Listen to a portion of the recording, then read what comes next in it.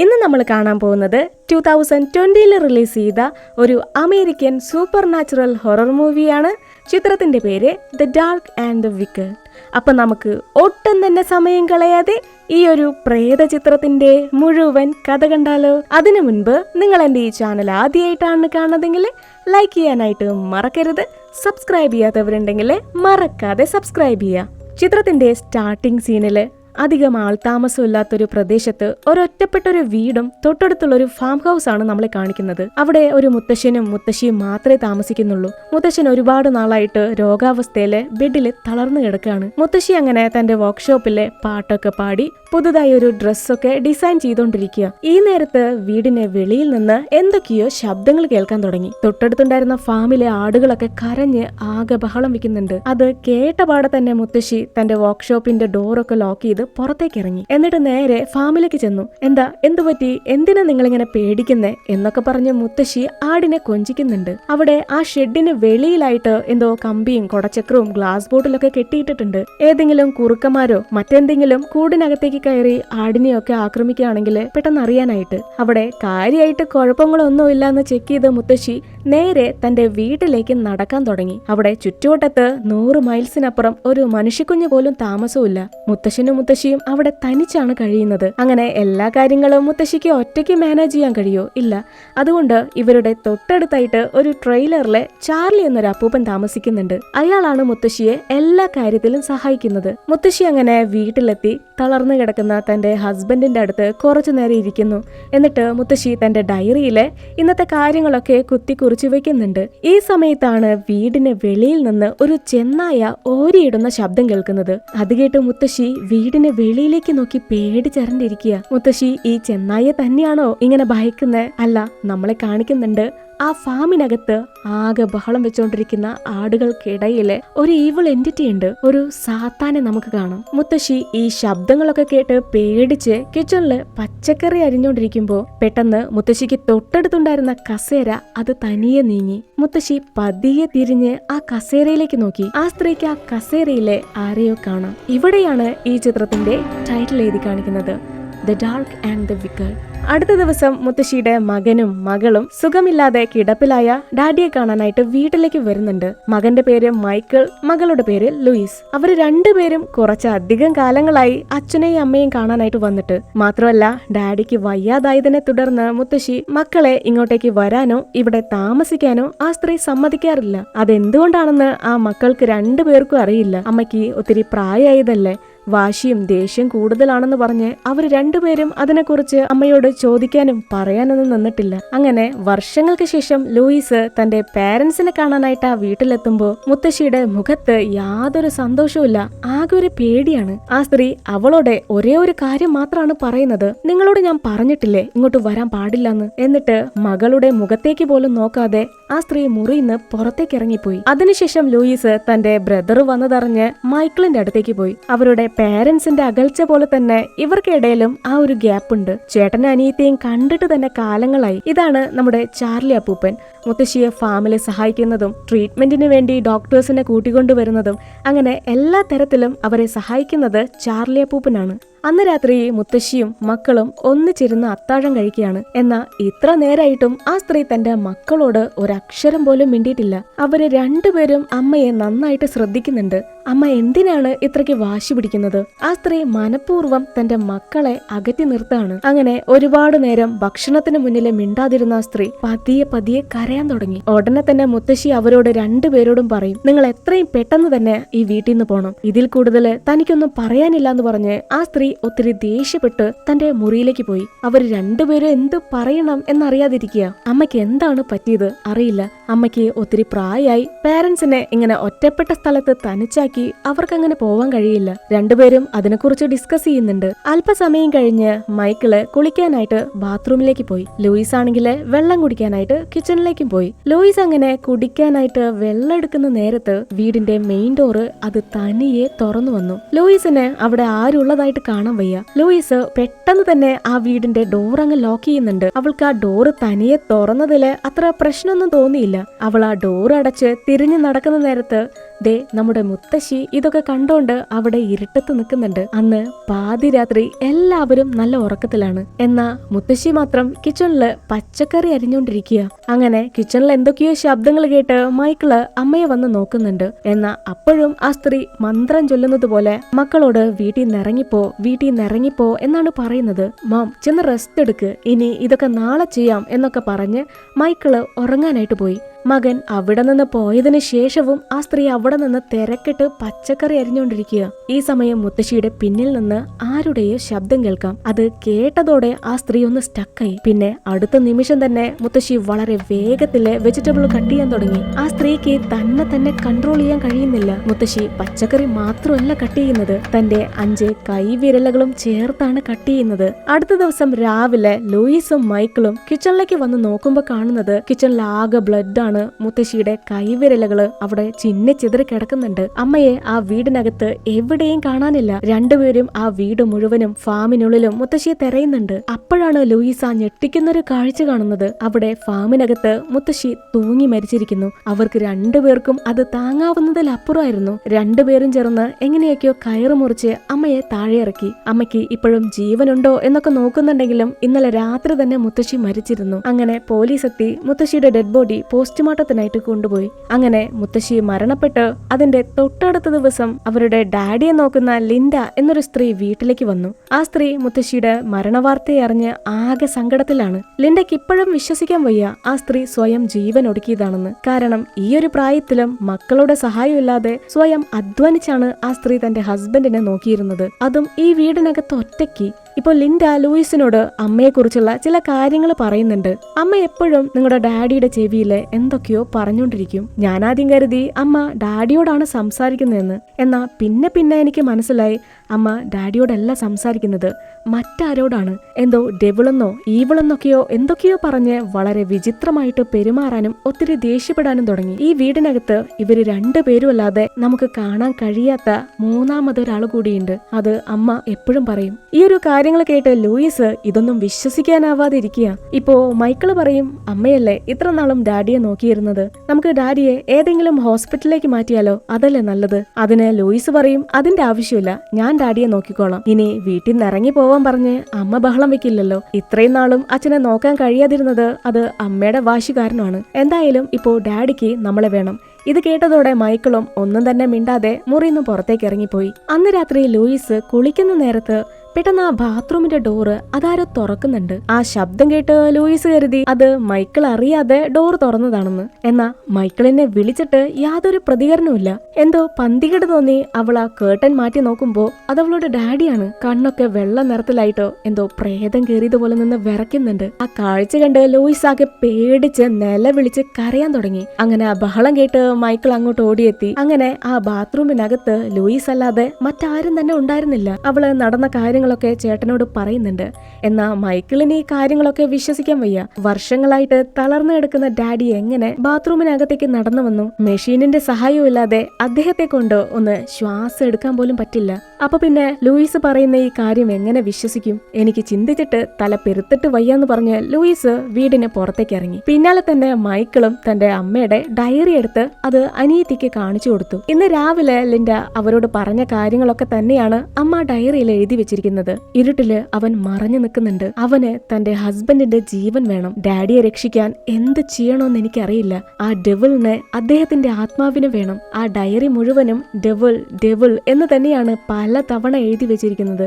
അടുത്ത ദിവസം മൈക്കിളും ലൂയിസും അമ്മ മരണപ്പെട്ട ആ ഷെഡൊക്കെ ഒന്ന് ചെക്ക് ചെയ്യുന്നുണ്ട്. കാരണം അമ്മ മരണപ്പെട്ട ആ നിമിഷം അവരാ വെപ്രാളത്തില് അവര് അന്നേരം പല കാര്യങ്ങളും ശ്രദ്ധിച്ചിരുന്നില്ല. മുത്തശ്ശിക്ക് ആ കയറിട്ട് കുരുക്കാനായിട്ട് അത്രയും ഹൈറ്റ് ഇല്ല. മാത്രമല്ല ആ ഫാമിനകത്ത് കയറി നിന്ന് കയറ് മുറുക്കാനുള്ള ഒന്നും തന്നെ അവിടെ ഉണ്ടായിരുന്നില്ല. കസേരയോ സ്റ്റൂളോ അങ്ങനെ ഒന്നും തന്നെ ഉണ്ടായിരുന്നില്ല. മുത്തശ്ശി തൂങ്ങി കിടന്നിരുന്നത് ഏകദേശം 3 അടി 2 അടി ഹൈറ്റിലാണ്. അപ്പോ മോം സ്വയം ജീവൻ എടുത്തതല്ല, ആരോ അമ്മയെ കൊന്നതാണ്. മൈക്കിൾ ഈ സംശയങ്ങളൊക്കെ പറയുന്ന നേരത്ത് എന്തോ കൺട്രോൾ നഷ്ടപ്പെട്ടതുപോലെ ലൂയിസ് തന്റെ അമ്മ എഴുതിയ ഡയറി ഉറക്കെ വായിച്ചോണ്ടിരിക്കുക.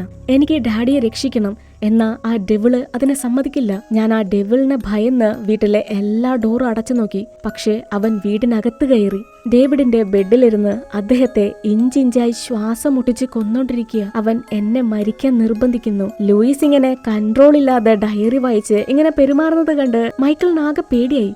പെട്ടെന്ന് തന്നെ അവൻ ലൂയിസിനെ സ്റ്റോപ്പ് ചെയ്യുന്നുണ്ട്. അന്ന് തന്നെ അവര് രണ്ടുപേരും മമ്മിയുടെ മരണാനന്തര ചടങ്ങുകളൊക്കെ ചെയ്യാനായിട്ട് മോർഗിലേക്ക് ചെല്ലുന്നുണ്ട്. പോസ്റ്റ്മോർട്ടം ചെയ്ത ഡോക്ടറെ കണ്ട് മൈക്കിള് തന്റെ പല സംശയങ്ങളും ചോദിക്കുന്നുണ്ട്. ഇത് ആത്മഹത്യയാണോ അതോ കൊലപാതകമാണോ? അതിനാ ഡോക്ടർ പറയും ഇതൊരു സൂയിസൈഡ് ആണ്. അമ്മയുടെ ഡെഡ് ബോഡിയിൽ അൺയൂഷ്വൽ ആയിട്ട് യാതൊരു പാടുകളും ഇല്ല. ഇതും പറഞ്ഞ ഡോക്ടർ മമ്മിയുടെ പോക്കറ്റിൽ നിന്ന് കിട്ടിയതാന്ന് പറഞ്ഞ് ഒരു പ്ലാസ്റ്റിക് കവർ അവന് കൊടുക്കുന്നുണ്ട്. ഇത് കണ്ട് മൈക്കിളിനും ലൂയിസിനും അത് വിശ്വസിക്കാനേ വയ്യ. ആ പ്ലാസ്റ്റിക് കവർ നിറയെ ഒരുപാട് കുരിശുകളായിരുന്നു. അവരുടെ മമ്മി ഒരു വിശ്വാസിയായിരുന്നില്ല.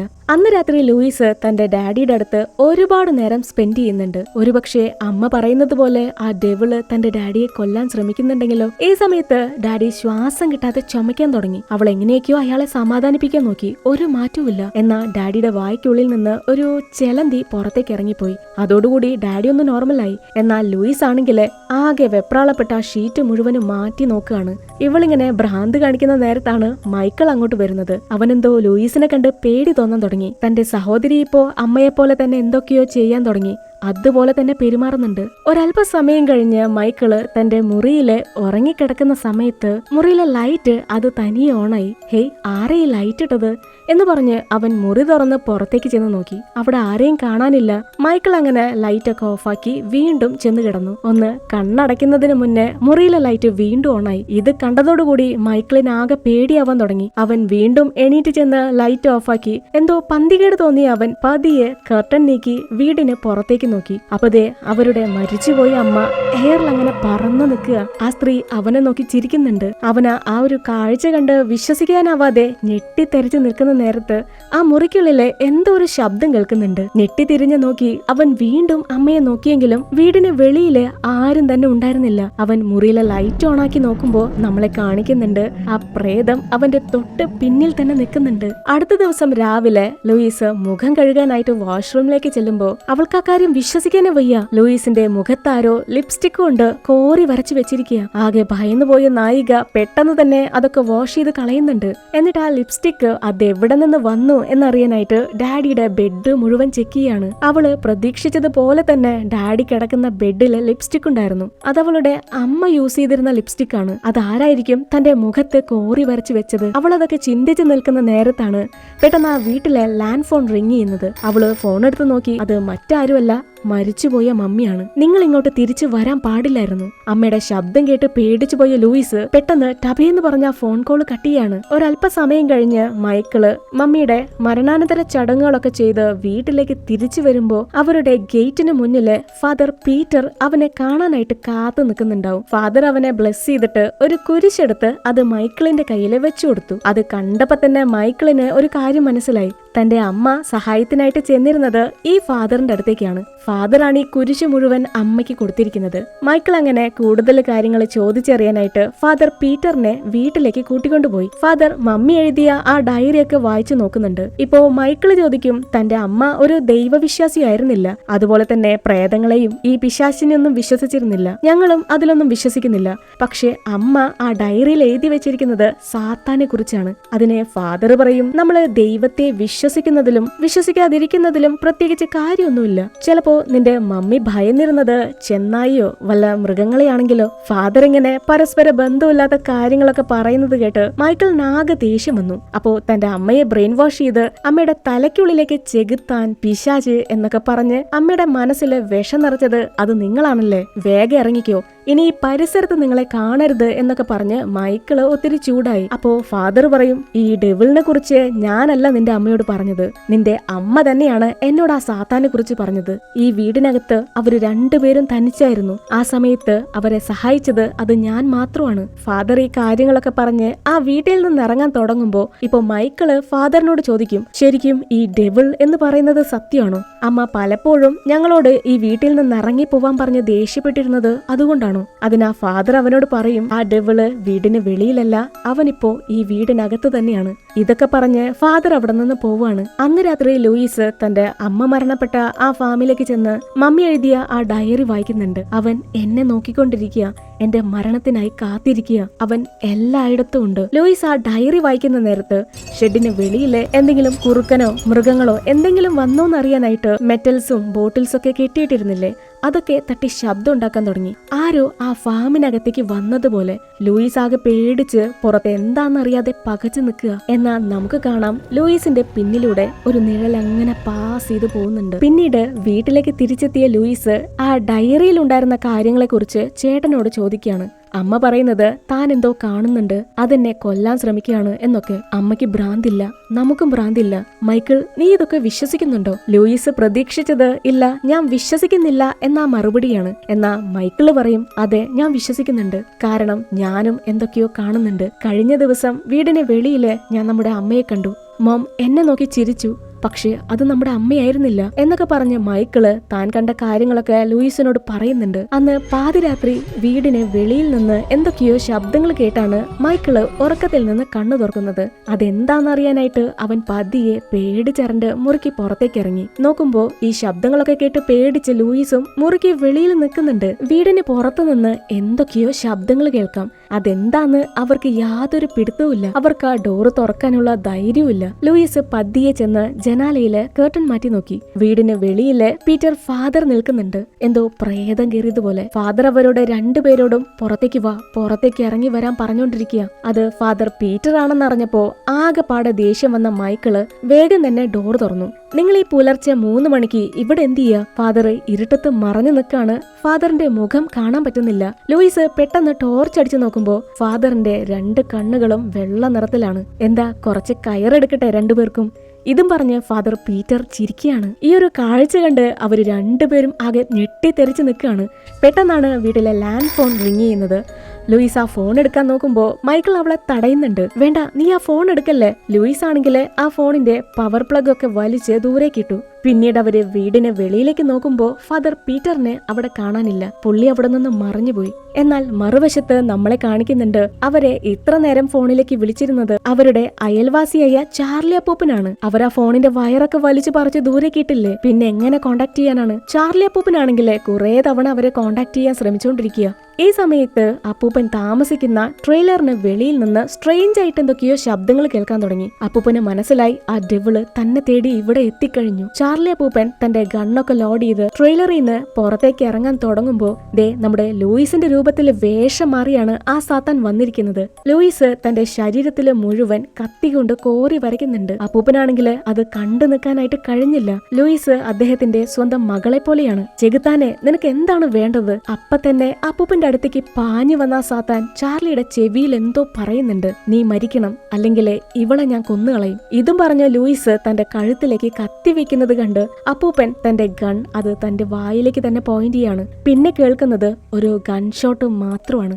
അടുത്ത സീനില് ആ സഹോദരങ്ങള് വീടിന് വെളിയില് കഴിഞ്ഞ ദിവസം ഫാദർ പീറ്റർ അവരെ പേടിപ്പിച്ചില്ലേ, ആ ഫാദർ വന്ന കാറിന്റെ ടയർ മാർക്കോ അല്ലെങ്കിൽ ഫാദറിന്റെ ഫുട് പ്രിന്റോ ഒന്നും തന്നെ അവർക്ക് കണ്ടെത്താൻ കഴിഞ്ഞില്ല. ഇപ്പോ മൈക്കിൾ ചോദിക്കും, ചാർലി അപ്പൂപ്പന് ആ ഫാദറിനെ കുറിച്ച് എന്തെങ്കിലും അറിയോ? അതിന് ലൂയിസ് പറയും, അറിയില്ല, ഞാൻ കഴിഞ്ഞ 2 ദിവസങ്ങളായി ചാർലിയെ ഫോണിൽ വിളിച്ചു നോക്കി, ആരും തന്നെ ഫോൺ എടുക്കുന്നില്ല. അപ്പൂപ്പൻ 2 ദിവസങ്ങളായിട്ട് ഫാമിലേക്കും വന്നിട്ടില്ല. ഒരല്പസമയത്തിന് ശേഷം ലൂയിസ് ഫാദർ പീറ്ററിനെ ഫോണില് കോണ്ടാക്ട് ചെയ്യാൻ ശ്രമിക്കുന്നുണ്ട്. കഴിഞ്ഞ ദിവസം പാതിരാത്രിക്ക് വീട്ടിലേക്ക് വന്ന് അവരെ പേടിപ്പിച്ചില്ലേ, അതിനെ കുറിച്ച് ചോദിക്കാനായിട്ട്. അന്ന് ഫാദർ അവരെ കാണാനായിട്ട് വീട്ടിലേക്ക് വന്നില്ലേ, അന്ന് ഫാദർ പീറ്റർ തന്റെ പേഴ്സണൽ ആയിട്ടുള്ള നമ്പർ ലൂയിസിന് കൊടുത്തിരുന്നു. എന്നാ ഫോണിൽ സംസാരിക്കുന്ന ഫാദർ പീറ്റർ ആണെങ്കിൽ ഈ ലൂയിസ് ആരാണെന്ന് അറിയാതെ ടെൻഷൻ ആയിട്ടാണ് സംസാരിക്കുന്നത്. അല്ല, നിങ്ങൾ ആരാണ്?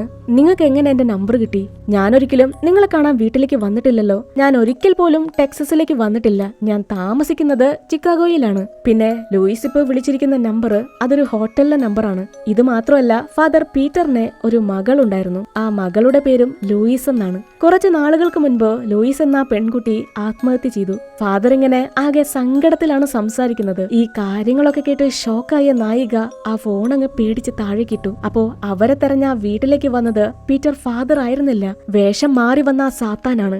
ഇനി ഈ വീട്ടിൽ താമസിക്കുന്നത് അത് അപകടമാണെന്ന് തിരിച്ചറിഞ്ഞ അവർ രണ്ടുപേരും ഡാഡിയെ സേഫ് ആക്കാനായിട്ട് വീട്ടിൽ നിന്ന് ഹോസ്പിറ്റലിലേക്ക് ഷിഫ്റ്റ് ചെയ്യാനായിട്ട് തീരുമാനിക്കുകയാണ്. അതിനെന്തായാലും ഒരു ഡോക്ടറിന്റെ റെക്കമെൻഡേഷൻ വേണം. അന്ന് തന്നെ അവരൊരു ഡോക്ടറിനെ കൂട്ടിക്കൊണ്ടുവന്ന് ഡാഡിയുടെ ഇപ്പോഴത്തെ അവസ്ഥ ചെക്ക് ചെയ്യുന്നുണ്ട്. എന്നാൽ ഡോക്ടർ പറയുന്നത് ഡാഡിയുടെ അവസ്ഥ വളരെ മോശമാണ്, എപ്പോ വേണമെങ്കിലും അദ്ദേഹം മരണപ്പെടാം. അതുകൊണ്ട് ഹോസ്പിറ്റലിലേക്ക് കൊണ്ടുപോകുന്നത് കൊണ്ട് യാതൊരു കാര്യമില്ല. അതുകൊണ്ട് തന്നെ ഡോക്ടർ ഡാഡിയെ ഹോസ്പിറ്റലിലേക്ക് ഷിഫ്റ്റ് ചെയ്യാനായിട്ട് സമ്മതിക്കില്ല. കുറച്ചു കഴിഞ്ഞ് മൈക്കിള് ഫാമിലെ ആടിന് വേണ്ട പുല്ലും വൈക്കോലൊക്കെ ട്രക്കിൽ നിന്ന് ഫാമിലേക്ക് കൊണ്ടുപോകുന്ന നേരത്ത് ഫാമിലെ ഒരാട് മാത്രം രക്തത്തിൽ കുളിച്ച് അവന്റെ അടുത്തേക്ക് നടന്നു വരും. ആടിന്റെ ഒരു കാല് മാത്രം എന്തോന്ന് കടിച്ചു പറിച്ചെടുത്തിരുന്നു. ആ ക്രൂരമായ കാഴ്ച കണ്ട് മൈക്കിൾ ആകെ ഷോക്കായി. ആടിനെ ഇത്തരത്തിൽ ആക്രമിച്ചത് അതെന്താണെന്നറിയാനായിട്ട് അവര് രണ്ടുപേരും ഫാമിന് പുറത്തേക്ക് ഇറങ്ങി ചെല്ലുമ്പോ കാണുന്നത് അവര് വളർത്തിയിരുന്ന എല്ലാ ആടുകളും അതിക്രൂരമായ നിലയില് കൊന്നിട്ടിരിക്കുന്നതാണ്. അതെന്തായാലും കുറുക്കനോ ചെന്നായിയോ അല്ല, ഇതെല്ലാം ആ ചെകുത്താന്റെ പണിയാണ്. അവര് ഡാഡിയെ ഹോസ്പിറ്റലിലേക്ക് മാറ്റാനായിട്ട് തീരുമാനിച്ചില്ലേ, അതിന്റെ ദേഷ്യം തീർത്തതാണ്. ഇപ്പോ മൈക്കിള് പറയും നമുക്ക് നാളെ തന്നെ മറ്റൊരു ഡോക്ടറിനെ കൊണ്ടുവരാം, എന്നിട്ട് എത്രയും പെട്ടെന്ന് തന്നെ ഡാഡിയെ ഹോസ്പിറ്റലിലേക്ക് മാറ്റാം, അല്ലാതെ തനിക്ക് ഇവിടെ നിൽക്കാൻ പറ്റത്തില്ല. അന്ന് രാത്രി മൈക്കിള് ആ സാത്താന്റെ ആക്രമണത്തിൽ നിന്ന് കഷ്ടിച്ച് രക്ഷപ്പെട്ട് 4-5 ആടുകളെ ഒരു കൂടിനുള്ളില് പൂട്ടിയിടുന്നുണ്ട്. ഈ സമയത്താണ് മൈക്കിളിന് അവന്റെ വൈഫിന്റെ ഒരു ഫോൺ കോള് വരുന്നത്. മൈക്കിൾ ആ ഫോൺ അറ്റൻഡ് ചെയ്യുന്ന നേരത്താണ് പെട്ടെന്ന് അവിടെ കെട്ടിയിട്ടിരിക്കുന്ന മെറ്റൽസും ബോട്ടിൽസും ഒക്കെ തനിയെ ശബ്ദം ഉണ്ടാക്കാൻ തുടങ്ങി. മൈക്കിൾ ആകെ പേടിച്ചു പോയി. ആ ഫാമിന് വെളിയിലെ എന്തോ ഒന്ന് അവന്റെ അടുത്തേക്ക് നടന്നു വരുന്നുണ്ട്. നോക്കുമ്പോ അത് മൈക്കിളിന്റെ മരിച്ചുപോയ അമ്മയാണ്. അവന് പിന്നെ അനങ്ങാൻ വയ്യ, എന്ത് ചെയ്യണോന്നറിയില്ല. പേടിച്ച് വിറച്ച് അനങ്ങാതെ നിൽക്കുക. താൻ ഈ കാണുന്നത് സത്യാണോന്നറിയാതെ. അടുത്ത നിമിഷം തന്നെ മമ്മിയുടെ പ്രേതം അവിടെ നിന്ന് മറഞ്ഞുപോയി. മൈക്കിളാകെ പേടിച്ച് കിളിപാറി നിൽക്കുക. പെട്ടെന്ന് ആ പ്രേതം മൈക്കിളിന്റെ അടുത്തേക്ക് ചാടി വന്ന് അവന്റെ കഴുത്ത് പിടിച്ച് ഞെരിക്കാൻ തുടങ്ങി. മറുവശത്ത് ഇതേ സമയം ലൂയിസ് തന്റെ അച്ഛന്റെ ബെഡില് തൊട്ടടുത്ത് തന്നെ കിടക്കുന്നുണ്ട്. പെട്ടെന്ന് ലൂയിസിന് ആ ബെഡിലേക്ക് എന്തോ ഭാരമുള്ളതുപോലെ കയറിയിരിക്കുന്നത് പോലെ ഫീൽ ചെയ്യുന്നുണ്ട്. ആ ബെഡ് കുലുങ്ങുന്നുണ്ട്. ഡാഡി ശ്വാസം കിട്ടാതെ പെടയുന്നത് പോലെ ശബ്ദം കേൾക്കാം. അവൾക്കാണെങ്കിൽ തിരിഞ്ഞു നോക്കാനുള്ള ധൈര്യമില്ല. തന്റെ തൊട്ട് പിറകിലെ ആ സാത്താനുണ്ട്, അത് ഡാഡിയെ കൊന്നോണ്ടിരിക്കുക. അവള് പെട്ടെന്ന് തന്നെ തിരിഞ്ഞു നോക്കി. സാത്താൻ എപ്പോ എന്റെ ഡാഡിയെ വിടാൻ പറഞ്ഞു. എന്നാ ആ ബെഡിലെ ഡാഡിയെ കാണാനില്ല. അവളാകെ പേടിച്ചു പോയി ബെഡിനെ താഴെ നോക്കി ചുറ്റും നോക്കുന്നുണ്ട്, കാണുന്നില്ല. അപ്പോ ദേ സീലിംഗിൽ നിന്ന് ഡാഡിയുടെ വോയിസ് കേൾക്കാം, റാൻ, ഓടിപ്പൊക്കോ. പെട്ടെന്നാണ് നമ്മുടെ ലൂയിസ് സ്വപ്നത്തിൽ നിന്ന് നിലവിളിച്ച് കരഞ്ഞ് ഞെട്ടി എണീക്കുന്നത്. അവള് ഡാഡിയെ ചെക്ക് ചെയ്ത് നോക്കുമ്പോൾ അദ്ദേഹത്തിന്റെ ശരീരത്തില് എന്തോ മാന്തി പറിച്ച പാടുകളുണ്ടായിരുന്നു. ഒരല്പസമയം കഴിഞ്ഞ് ഇവരുടെ അയൽവാസിയായിരുന്ന ചാർലി അപ്പൂപ്പനല്ലേ, അദ്ദേഹത്തിന്റെ കൊച്ചുമോളാന്ന് പറഞ്ഞ് ബെല്ല എന്നൊരു പെൺകുട്ടി ലൂയിസിനെ കാണാനായിട്ട് വരുന്നുണ്ട്. ലൂയിസിനാണെങ്കിൽ ആ പെൺകുട്ടിയെ താൻ കണ്ടതായിട്ട് തന്നെ ഓർമ്മയില്ല. ഓക്കെ ശരി, നീ തനിച്ചാണോ വന്നത്? ചാർലി, അദ്ദേഹം എവിടെ? അത് കേട്ടതോടെ ബെല്ല ആകെ സങ്കടത്തിലായി. മുത്തശ്ശൻ മരണപ്പെട്ടു, ആത്മഹത്യയായിരുന്നു. ഈ ഒരു കാര്യം കേട്ട് ലൂയിസ് ആകെ ഷോക്കായി. അവൾക്കത് വിശ്വസിക്കാനേ വയ്യ. ഈ സമയത്ത് വീടിനകത്ത് സുഖമില്ലാതെ കിടക്കുന്ന ഡാഡി വല്ലാതെ അങ്ങ് ചുമക്കാൻ തുടങ്ങി. അതുകൊണ്ട് ലൂയിസ് ആ പെൺകുട്ടിയോട് വീടിനകത്ത് കയറി ഇരിക്കാൻ പറഞ്ഞ് ഡാഡിയെ നോക്കാനായിട്ട് പോവാണ്. എന്നാൽ വീടിനകത്തേക്ക് കയറിയതും ബെല്ല എന്ന പെൺകുട്ടിയുടെ മട്ടും ഭാവമൊക്കെ ആകെ മാറി. ആ പെൺകുട്ടി ഡീമന്റെ വോയിസിൽ സംസാരിക്കാൻ തുടങ്ങി. നിനക്ക് സ്മെൽ ചെയ്യാൻ പറ്റുന്നുണ്ടോ? മരണത്തിന്റെ ഗന്ധം അത് നിനക്ക് ശ്വസിക്കാൻ പറ്റുന്നുണ്ടോ? അത് ചാർലിയുടെ കൊച്ചുമോളല്ല, അത് ആ സാത്താനാണെന്ന് ലൂയിസിന് മനസ്സിലായി. ആ ഡീമന് വേണ്ടത് ലൂയിസിന്റെ ഡാഡിയുടെ ആത്മാവാണ്. പേടിച്ചുപോയ ലൂയിസ് പെട്ടെന്ന് തന്റെ ഡാഡിയുടെ അടുത്തേക്ക് ഓടിച്ചെന്നു. എന്തെങ്കിലും പറ്റിക്കാണോന്ന് പേടിച്ച്. ഇല്ല, ഡാഡിക്ക് കുഴപ്പമൊന്നുമില്ല. അവള് പിന്നീട് വീടിന് വെളിയിലേക്ക് ചെന്ന് നോക്കുമ്പോ ആ ഡീമനെ അവിടെ കാണാനില്ല. അവളങ്ങനെ അന്തം വിട്ടു നിൽക്കുന്ന നേരത്ത് നമ്മളെ കാണിക്കുന്നുണ്ട് ലൂയിസിന്റെ തൊട്ട് പിന്നില് തന്നെ ആ സാത്താൻ നിൽക്കുന്നുണ്ട്. ആ ഡീമനെ കണ്ട് പേടിച്ച് ലൂയിസ് താഴേക്ക് മറഞ്ഞു വീണു. അങ്ങനെ തന്നെ ആ പെൺകുട്ടിയും അവിടെ നിന്ന് മറഞ്ഞുപോയി. തന്റെ സഹോദരനെ ആ വീട്ടിൽ എവിടെയും കാണാതായപ്പോ ലൂയിസ് ചേട്ടനെ ഫോൺ ചെയ്ത് നോക്കുന്നുണ്ട്. മൈക്കിൾ, നീ എവിടെ പോയി കിടക്കുക? അതിന് മൈക്കിള് പറയും, ഞാൻ എന്റെ വീട്ടിലേക്ക് പോവാ, എന്നെ കാത്ത് ഒരു കുടുംബമുണ്ട്, ഞാൻ അവരെ ഒരുപാട് സ്നേഹിക്കുന്നുണ്ട്. ഇതിന് ലൂയിസ് ചോദിക്കും, അപ്പോ ഡാഡിയുടെ കാര്യം? ഈ സമയത്ത് നമ്മളല്ലേ ഡാഡിയെ നോക്കേണ്ടത്? അതിന് മൈക്കിള് പറയും, ഡാഡി എപ്പോഴേ മരിച്ചു കഴിഞ്ഞു. ലൂയിസ്, നിനക്ക് രക്ഷപ്പെടണമെങ്കിൽ എത്രയും പെട്ടെന്ന് ആ വീട്ടിൽ നിന്ന് ഇറങ്ങിക്കോ, അല്ലാതെ എനിക്കൊന്നും തന്നെ പറയാനില്ല. ലൂയിസിന് ഈ ഒരു കാര്യം താങ്ങാവുന്നതിലപ്പുറമായിരുന്നു. തന്റെ സഹോദരൻ തന്നെ ഈ ഒരു അവസ്ഥയിലെ തനിച്ചാക്കി പോയിരിക്കുക. ഇവര് രണ്ടുപേരും ഫോണിൽ സംസാരിച്ച് തർക്കിക്കുന്ന നേരത്താണ് ഹോം നഴ്സായ ലിൻഡ ഡാഡിയെ നോക്കാനായിട്ട് ആ വീട്ടിലേക്ക് വരുന്നത്. എന്നാൽ ഒരല്പസമയം കഴിഞ്ഞതും എന്തോ തുന്നിക്കൊണ്ടിരുന്ന ലിൻഡയുടെ മട്ടും ഭാവമൊക്കെ പതിയെ മാറാൻ തുടങ്ങി. ലൂയിസ് കരയുന്ന ശബ്ദം കേട്ട് കേട്ട് ആ സ്ത്രീ ചിരിക്കുകയാണ്, സന്തോഷിക്കുകയാണ്. പിന്നെ ആ മുറിയിൽ നിന്ന് കേൾക്കുന്നത് ലിൻഡ വേദന കൊണ്ട് അലറി കരയുന്നതാണ്. ആ ബഹളമൊക്കെ കേട്ട് പേടിച്ചു പോയ ലൂയിസ് മുറിയിലേക്ക് ഓടിച്ചെന്ന് നോക്കുമ്പോ ലിൻഡ തുന്നിക്കൊണ്ടിരുന്ന സൂചി കൊണ്ട് തന്റെ മുഖത്തേക്ക് തന്നെ കുത്തി അലറി കരഞ്ഞോണ്ടിരിക്കുന്നതാണ്. ലൂയിസിനും പേടിച്ചിട്ട് എന്ത് ചെയ്യണമെന്നറിയില്ല. ആ നേഴ്സിനെ സഹായിക്കാനായിട്ട് നോക്കിയെങ്കിലും സാത്താൻ ബാധ കയറിയ ലിൻഡയാണെങ്കില് സൂചി കൊണ്ട് തന്നെ ലൂയിസിനെ കൊല്ലാൻ നോക്കുകയാണ്. പിന്നെ അവിടെ അടിപിടി ബഹളമായി. ഒടുക്കം ലൂയിസിന്റെ ബോധം പോയി. ലിൻഡയാണെങ്കില് കയ്യിലുണ്ടായിരുന്ന സൂചി അത് തന്റെ 2 കണ്ണിലേക്കും കുത്തി 2 കണ്ണുകളും കുത്തി പൊട്ടിക്കുകയാണ്. ലിൻഡ ആ സ്പോട്ടിൽ തന്നെ മരിച്ചു വീണു. ഇതേ സമയം ആ സാത്താന്റെ കയ്യിൽ നിന്ന് താൻ രക്ഷപ്പെട്ടല്ലോ എന്ന് പറഞ്ഞ് മൈക്കിള് തന്റെ വീട്ടിലെത്തി. അവൻ തന്റെ വൈഫിനെയും കുഞ്ഞുങ്ങളെയും വിളിച്ച് വീടിനകത്തേക്ക് കയറി. വീടിനകത്ത് ആരെയും കാണാനില്ല, ഒച്ച അനക്കൊന്നുമില്ല. എന്തോ പന്തികേട് തോന്നിയ മൈക്കിള് പതിയെ പേടിച്ച് വിറച്ച് കിച്ചണിലേക്ക് ചെന്ന് നോക്കുമ്പോ തന്റെ 2 മക്കളും വൈഫും രക്തത്തിൽ കുളിച്ച് മരിച്ചു കിടക്കുകയാണ്. ഈ ഒരു കാഴ്ച മൈക്കിളിനെ കൊണ്ട് താങ്ങാൻ കഴിഞ്ഞില്ല. അവൻ തന്റെ മക്കളെ വിളിച്ചു നോക്കി. എന്ത് ചെയ്യണമെന്നറിയാതെ അലറിക്കരയുന്നുണ്ട്. ഇല്ല, എന്നെ കൊണ്ട് ഇത് താങ്ങാൻ പറ്റില്ല എന്ന് പറഞ്ഞ് മൈക്കിള് ഒരു കത്തിയെടുത്ത് തന്റെ കഴുത്തറുക്കുകയാണ്. തന്റെ ജീവൻ പോകുന്നതിന് മുൻപ് അവൻ തന്റെ കുഞ്ഞുങ്ങളെ ഒന്ന് നോക്കി. എന്നാ അവിടെ മക്കളെയും കാണാനില്ല, വൈഫിനെയും കാണാനില്ല. ആ സാത്താൻ അവനെ പറ്റിച്ചതായിരുന്നു. മൈക്കിളിന്റെ വൈഫും കുഞ്ഞുങ്ങളും മരിച്ചിട്ടില്ലായിരുന്നു. കുറച്ചു സമയം കഴിഞ്ഞ് മൈക്കിളിന്റെ വൈഫും 2 കുഞ്ഞുങ്ങളും ഷോപ്പിംഗ് ഒക്കെ കഴിഞ്ഞ് വീട്ടിലേക്ക് വരുമ്പോ കാണുന്നത് മൈക്കിൾ അവിടെ അതിക്രൂരമായ രീതിയിൽ മരിച്ചു കിടക്കുന്നതാണ്. അവിടെ കട്ടിയത് മറുവശത്ത് ലൂയിസിന്റെ വീട്ടിലെ ലാൻഡ് ഫോൺ അങ്ങനെ നിർത്താതെ റിങ് ചെയ്തോണ്ടിരിക്കുക. ആ ശബ്ദം കേട്ടാണ് അടികൊണ്ട് ബോധം പോയ നായികയ്ക്ക് ബോധം തെളിയുന്നത്. കണ്ണു തുറന്ന നായികയാണെങ്കിൽ ഇനി ഒരു നിമിഷം പോലും താൻ ഈ നരകത്തിൽ നിൽക്കില്ല എന്ന് പറഞ്ഞ് വീടിന് പുറത്തേക്ക് ഇറങ്ങി. അങ്ങനെ കാലും തന്നെ തലയും കുത്തി താഴേക്ക് വീണു. അടുത്ത നിമിഷം വീടിനുള്ളിൽ നിന്ന് ഡാഡിയുടെ ശബ്ദം കേൾക്കാം. ഡാഡി ശ്വാസം കിട്ടാതെ ഒത്തിരി കഷ്ടപ്പെടുന്നുണ്ട്. ഇല്ല, മൈക്കിൾ ചെയ്തതുപോലെ തനിക്ക് ഡാഡിയെ ഉപേക്ഷിക്കാൻ പറ്റില്ല, ഞാനത് ചെയ്യില്ല എന്ന് പറഞ്ഞ് നായിക ഡാഡിയുടെ അടുത്തേക്ക് ചെന്നു. അവള് വീണ്ടും ആ വീടിനകത്തേക്ക് തന്നെ കയറുകയാണ്. എന്നാൽ അപ്പോഴും ആ സാത്താൻ ലൂയിസിനെ ട്രിക്ക് ചെയ്തോണ്ടിരിക്കുക. അവൾക്ക് വീടിന് വെളിയിൽ നിന്ന് മൈക്കിളിന്റെ കരച്ചിൽ കേൾക്കാം. തന്റെ സഹോദരൻ മരണപ്പെട്ടത് അവൾക്കറിയില്ലല്ലോ. ആ സാത്താന് എപ്പോ വേണമെങ്കിലും ആ ഫാമിലിയെ മൊത്തത്തിൽ കൊല്ലാമായിരുന്നു. എന്നാൽ ആ ഡെവിള് ആ കുടുംബത്തിലെ ഓരോരുത്തരുടെയും മനസ്സിനെ കൺട്രോൾ ചെയ്ത് അവര് വേദനിക്കുന്നത് കണ്ട് അവരുടെ ഉള്ളിലെ ഭയം കണ്ട് ആസ്വദിച്ചാണ് അവരെ കൊന്നോണ്ടിരിക്കുന്നത്. ലൂയിസ് തന്റെ അച്ഛനെ കുറെ തവണ വിളിച്ചു നോക്കി. ഡാഡിയെ ആ സാത്താൻ കൊന്നു കഴിഞ്ഞിരുന്നു. ഡാഡിയുടെ ആത്മാവിനെ ആ സാത്താൻ എടുത്തു കഴിഞ്ഞു. എന്നെ വിട്ട് പോവല്ലേ ഡാഡി, എന്നെ തനിച്ചാക്കല്ലേ എന്ന് പറഞ്ഞ് ലൂയിസ് കരയുന്നുണ്ട്. പിന്നെ ആ വീട്ടിൽ നിന്ന് ലൂയിസിന്റെ നിലവിളിച്ചുള്ള കരച്ചില് മാത്രമാണ് നമ്മൾ കേൾക്കുന്നത്. ആ ഡെവിള് ആ കുടുംബത്തിലെ എല്ലാവരെയും കൊലപ്പെടുത്തി. പിന്നെ മൈക്കിളിന്റെ ഫാമിലിക്ക് എന്ത് പറ്റിയെന്ന് ചിത്രത്തിൽ കാണിക്കുന്നില്ല. ഈ ഒരു സീനോട് കൂടിയാണ് the dark and the wicked എന്ന ഈ ഒരു അമേരിക്കൻ ഹൊറർ മൂവി അവസാനിക്കുന്നത്. അപ്പോൾ ഇന്നത്തെ എൻ്റെ ഈ വീഡിയോ ഇഷ്ടപ്പെട്ടെങ്കിൽ ലൈക്ക് ചെയ്യാനായിട്ട് മറക്കരുത്. സബ്സ്ക്രൈബ് ചെയ്യാത്തവരുണ്ടെങ്കിൽ മറക്കാതെ സബ്സ്ക്രൈബ് ചെയ്യാം. താങ്ക്